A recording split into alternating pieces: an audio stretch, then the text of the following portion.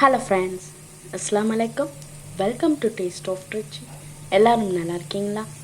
இன்றைக்கி ஒரு ரெசிபி கசப்பு கொஞ்சம் குறைவாக்கி நல்ல ஒரு ரிச்சான டேஸ்ட்டில் அறுசுவையும் கலந்த ஒரு ரெசிபியாக இன்றைக்கி நம்ம பார்க்க போகிறோம்.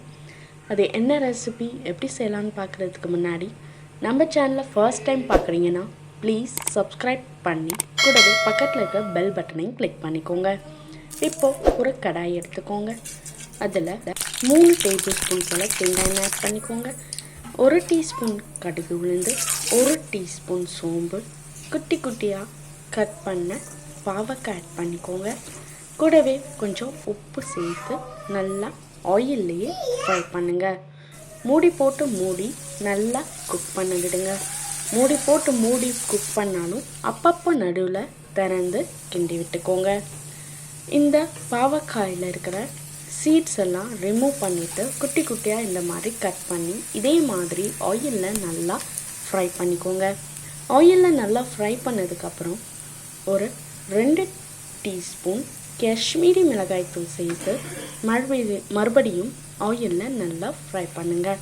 ஒரு சின்ன சைஸ் பெரிய வெங்காயமாக குட்டி குட்டியாக கட் பண்ணி அதையும் இதோடு சேர்த்து வெங்காயம் பாவக்காய் ரெண்டும் சேர்ந்து இன்னும் நல்லா முழுகல் ஆகிற வரைக்கும் நல்லா மூடி போட்டு மூடி குக் பண்ணுங்கள். இதுதான் இதோட பர்ஃபெக்டான கன்சிஸ்டன்சி. இந்த மாதிரி நல்லா ரோஸ்ட் ஆகட்டும்.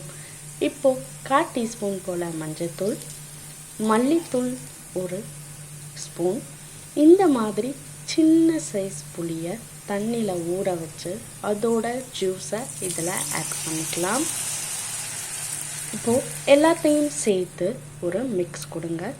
மிக்ஸ் கொடுத்து அந்த புளி தண்ணி எல்லாம் அந்த பாவக்காயில் அப்சர்வ் பண்ணி நல்லா குக் ஆகணும்.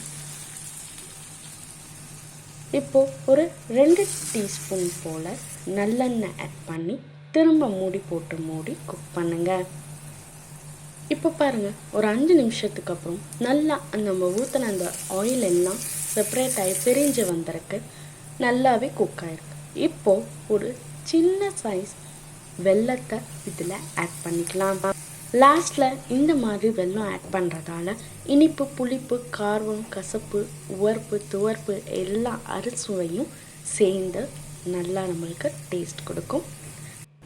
இப்போது நம்மளோட பாவக்காய் பச்சடி ரெடி ஆகிடுச்சு. இருக்கும் குறைவான தயிர் சாதம், வெரைட்டி ரைஸ், சாம்பார் சாதம், ரசம் சாதம், அறுசுவையும் கலந்து எந்த விதமான சாதத்துக்கும் நீங்கள் சர்வ் பண்ணலாம். பிடிச்சிருந்தா லைக் பண்ணி கமெண்ட் பண்ணுங்கள். வேற ஒரு ரெசிபியில் உங்கள் எல்லாரும் மீட் பண்ண. தேங்க்ஸ் ஃபார் வாட்சிங்.